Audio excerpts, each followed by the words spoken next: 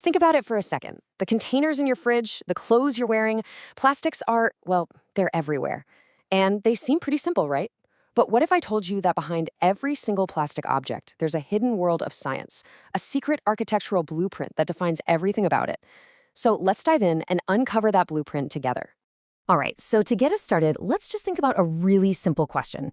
You know how a milk jug is super rigid, right? But a plastic grocery bag is all flimsy and flexible.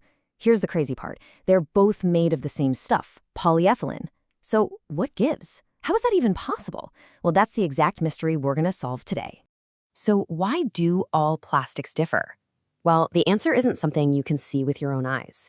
We've got to go way, way smaller. We're talking about the microscopic level. Yep, that's it. It's all about what's happening at the microscopic level. Every single property you can see and feel, its strength, how flexible it is, whether it's clear or cloudy, even what temperature it melts at, all of that is decided by a tiny invisible structure, a plan that's happening on a molecular scale. Okay, so what is this secret blueprint? We're talking about the polymer blueprint, and we're going to introduce a key idea here, microstructure. This is it. This is the core concept we absolutely have to get our heads around. It's basically the master key to understanding, well, all plastics. So what is a polymer microstructure, really? Well, it's the detailed arrangement of all the atoms and the molecular chains inside a polymer. The best way to think about it is like a complete architectural drawing for the material, from the foundation all the way to the roof. This tiny blueprint, it's the boss. It calls all the shots. So there are basically four main architectural plans for polymers. First, you've got your linear chains. Just picture straight strands of uncooked spaghetti, all lined up. Then you have branch chains, which are more like trees, with a main trunk and smaller branches coming off the side. Third, we've got cross-linked structures. This is where those chains are actually chemically tied together, kind of like a fishnet.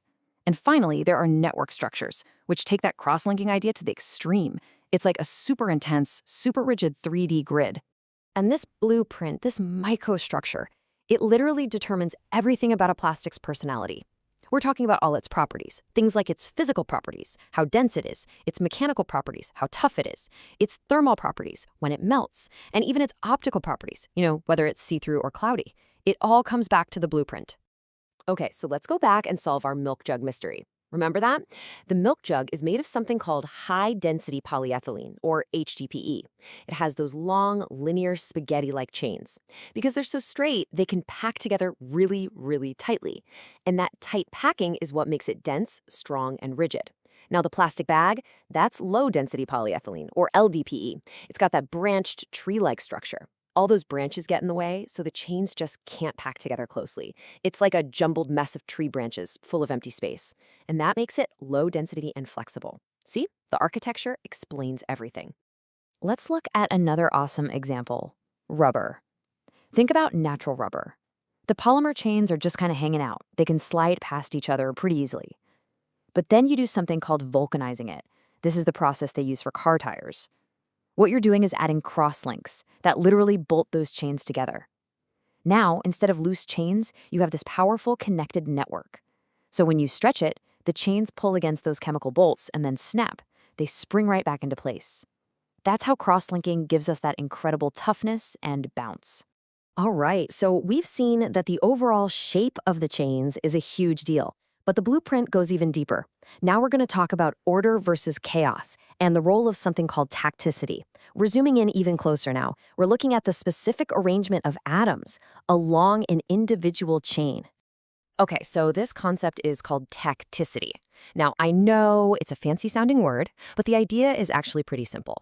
Imagine the main polymer chain is like a long backbone. Well, tacticity is just the 3D pattern of the smaller groups that are attached to that backbone. Is the pattern nice and orderly, or is it totally random? It's basically the difference between soldiers standing in a perfect formation versus a chaotic crowd of people all over the place. And you can see the three types right here. First, there is isotactic. See how all the side groups are hanging off the same side of the chain? Super, super orderly. Then you have syndiotactic. This one has a perfect alternating pattern. One up, one down, one up, one down. And finally, there is atactic. And atactic is just total chaos. There's no rhyme or reason to it at all. The side groups are just stuck on randomly. So why does any of this matter? Who cares if it's ordered or chaotic? Well, here's the crucial part. A regular repeating arrangement allows those polymer chains to pack together tightly. It's just like our straight spaghetti strands from before. And when they pack together that neatly, they can form these super organized regions called crystals. And trust me, the ability to form crystals is an absolute game changer for the material. So let's see how this tacticity actually affects a plastic's properties. Take a look at polypropylene. When it's isotactic, super orderly, it can form those strong crystals. That gives it a really high melting point. That's why you can use it for things like microwave-safe containers. But the atactic version, the chaotic one, it can't crystallize, so it's much softer and has a lower melting point. It even changes how it looks. Those crystalline bits scatter light, which can make a plastic look cloudy. But the totally jumbled amorphous stuff, that's often perfectly clear. All right, so we've talked about the overall shape of the chains, and we've talked about the pattern of stuff attached to the chains. There's just one more piece of the puzzle. Let's call it the recipe of monomers, because now we're going to talk about copolymers. This is all about what happens when you build a polymer from more than one type of ingredient. And that's exactly what a copolymer is. It's really simple. It's just a polymer that's made from two or more different types of building blocks, or monomers. It's just like cooking. Instead of using only one ingredient, now you're mixing and matching.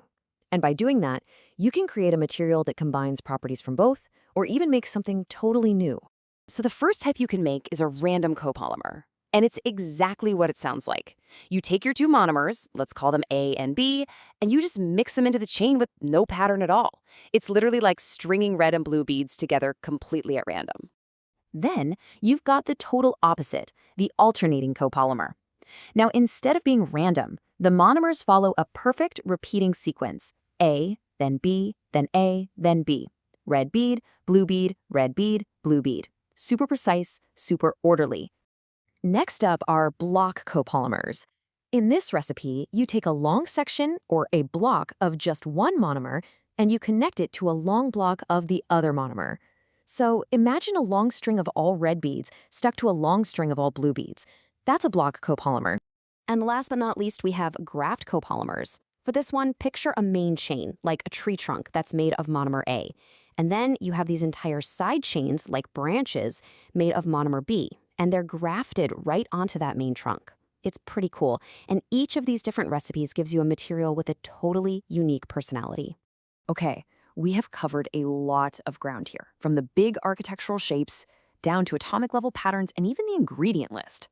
So now it's time to put it all together.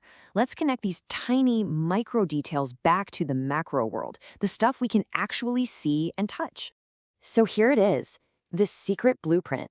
It's basically three things. You've got the architecture, linear or branched, which dictates how the chains can pack together. Then you have tacticity. That's the order versus chaos, which determines if it can get crystalline. And finally, you have the copolymer recipe, which lets you mix and match your ingredients. These three things, working together, define the final form and function of any plastic. And here's the big takeaway, the so what of all of this. Understanding this microstructure isn't just some abstract science lesson.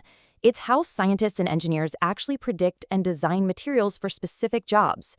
They tweak these tiny blueprints to create everything from bulletproof vests that need incredible strength to the perfectly clear food wrap you use every day. It's all about controlling the blueprint.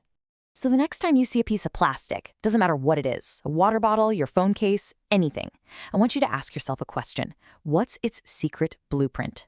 Is it rigid, flexible, clear? Based on what you now know, what can you figure out about what's going on at that tiny molecular level?